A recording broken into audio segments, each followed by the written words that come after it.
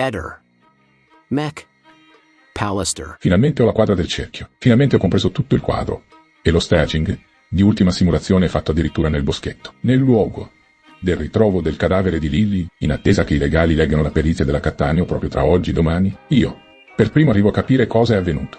E cosa hanno fatto i terzi spostando il corpo il 4 gennaio, dopo la mezzanotte. Sono stati di una furbizia unica. E hanno studiato i minimi particolari, tutto simulando tutto. C'ero cascato anche io. Ma adesso ho capito tutto e ve ne parlo. Seguitemi bene, prestate attenzione, perché incroceremo vari fattori ed elementi. Per favore, se puoi mostra le foto che ritieni, sono significative e saranno utili alla comprensione dell'insieme. Partiamo, e come sempre siamo dentro l'ex-op. Al 1000x1000, tutto si concentra lì dentro. Dopo un'attenta analisi della scena, degli elementi, sacchetti, sacchi neri più grandi, guanto trovato quasi all'ingresso, polline o propoli, assenza di DNA e impronte esterne su sacchi, ho compreso che i terzi hanno volutamente rubato dei sacchi neri presso una delle associazioni presenti vicino, al posto delle fragole, ove esiste anche un'arnia pubblica. Eder mostra la foto, con la presenza di sacchi neri. Questa realtà è sinonimo di quella serra che si trova accanto alla chiesa di Piazzale Gioberti. Adesso seguitemi. Parte del pantalone di Lily, a resina di propoli.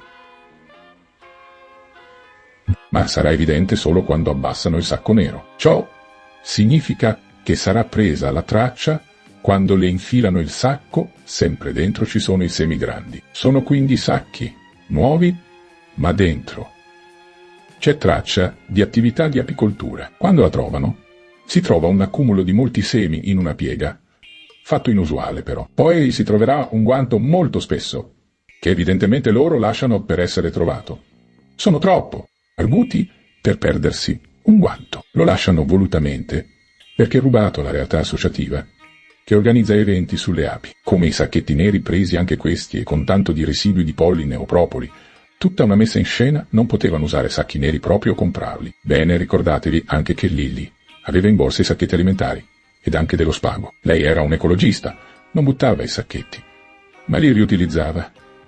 Ecco perché c'è il suo DNA sopra. Erano già in borsetta, ed i terzi con i guanti apriranno la borsa e li prenderanno per usarli sulla testa. Di Lily, la Cattaneo ha affermato che il corpo è stato tenuto al freddo con temperatura costante. Io ritengo in un cantinato sotto livello del suolo di oltre 5 metri, al chiuso ma con umidità, esattamente a meno di 500 metri circonferenza dietro il Museo Antartide, perché più in là aveva a disposizione la zona ove insisteva le attività sulle api collegate alla serra, sulla Gioberti, tutti quindi all'interno.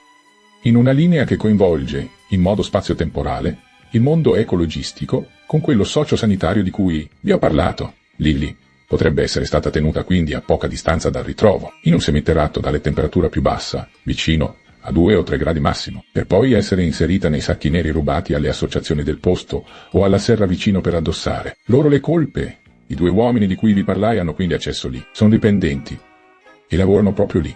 Sono abili e istruiti. Non giovani, ma coetanei di Lily. Dovrebbero far parte del contesto socio-sanitario mentale ed affettivo di relazione e con collegamenti ecologici. Ricordate che Lily era ecologista? Ecco il motivo per cui Lily andrà lì. Un motivo è l'azione d'emotivo che coinvolge anche il mondo ecologista. Lo stesso Claudio parlò di un'associazione familiare e di relazioni di sostegno. In queste potrebbero essere presenti i 2 uomini seguaci di Weiss e Reich. Se quindi mettiamo insieme i 2 dati, 2 uomini sociosanitari, ovvero il mondo ecologista, e l'aver rubato sacchi neri grandi presso le associazioni vicino al posto delle gure, fragole, relazionate all'apicoltura, con tracce di propoli sui sacchi e sul pantalone, otteniamo la presenza di Lily, in un arco spaziale che va dal posto delle fragole alla serra di Gioberti. Lì in mezzo è successo di tutto. Il corpo poi lo portano all'opposto, ovviamente, e quindi dove lo trovarono il 5 gennaio. Ovvio che non te lo mettevano davanti a dove è tenuto. Molto furbo, direi, ma ormai abbiamo capito. Gli inquirenti hanno chiesto le riprese della zona, ma ormai è troppo tardi purtroppo. Non ci sono più. Ma non tutto è perduto perché ancora si può fare tanto. Finalmente abbiamo chiaro il quadro, la dinamica dell'aggressione, la zona, il profilo socio-sanitario inserito nel contesto ecologico associativo con dinamiche affettive e relazionali. Persone che Lily conosceva, ma Lily si è opposta ed è stata aggredita. Come già detto, hanno preso tempo, mettendola in un luogo freddo. Un seminterrato chiuso e sotto il livello del suolo, nessun congelamento quindi come dice la Cattaneo, ma c'era umidità e condensa.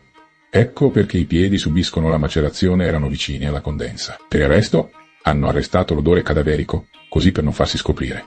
Ci sono riusciti, direi. Poi, a suicidio confermato, hanno depistato rubando i sacchi neri agli apicoltori, lasciando pure un guanto loro, dentro la borsa stessa cosa, la bottiglietta rubata pure perché ha DNA terzo, e non di Lilly, tutto studiato. I sacchetti piccoli li trovano in borsa, usciti mettendo i guanti, per non toccarli. Solo che Lilly l'hanno toccata da viva, durante l'aggressione in cui non sapevano di poterla uccidere, ma è successo. Poi parte lo staging, riuscito per 3 anni. Oggi, però, la musica è cambiata, signori. Adesso si va a prenderli. Alla prossima, ciao. La recente perizia di 200 pagine riguardante il decesso di Liliana Resinovic ha portato i suoi autori a escludere categoricamente l'ipotesi del suicidio.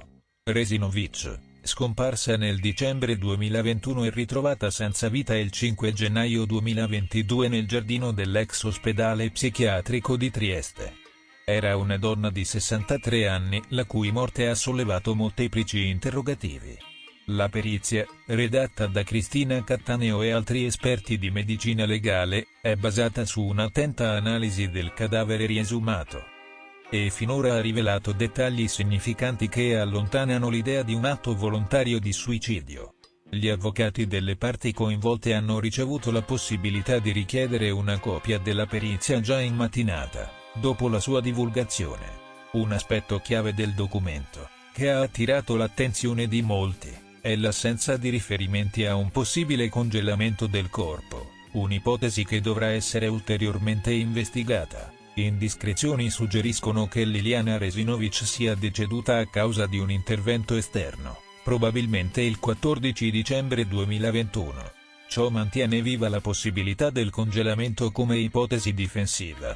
Nicodemo Gentile, l'avvocato di Sergio Resinovic, il fratello della vittima, ha espresso il suo dispiacere per il tempo che è stato necessario per giungere a questa conclusione, ritenendo che quanto emerge dalla perizia corrisponda a ciò che era apparentemente ovvio fin dall'inizio. Nel frattempo, Claudio Sterpena, una figura menzionata in relazione al caso, ha sostenuto con determinazione che il marito di Liliana conosce la verità sulla morte della donna, ipotizzando un omicidio motivato da ragioni economiche. Questo è sostenuto dalla forte convinzione che giustizia sarà fatta per Liliana, il cui caso, inizialmente avvolto nel mistero, sta ora imboccando il cammino verso la risoluzione. Tra le ipotesi avanzate, emerge quella di un omicidio per strangolamento. Il quotidiano Il Piccolo ha riportato che la causa della morte potrebbe essere un'asfissia meccanica per compressione esercitata sulla parte anteriore del corpo. Malgrado queste rivelazioni, il registro degli indagati rimane ancora vuoto, mentre si continua a lavorare per identificare il responsabile.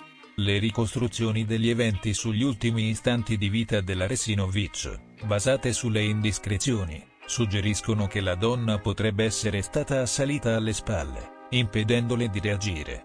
Successivamente, sarebbe stata colpita al volto e strangolata con un movimento brusco del collo. Una violenta manovra che potrebbe aver causato anche la frattura di una vertebra. Tali dettagli sottolineano la brutalità dell'aggressione subita e richiedono ulteriori indagini per individuare l'autore di questo atroce crimine. Ehi, non dimenticare di iscriverti a questo canale.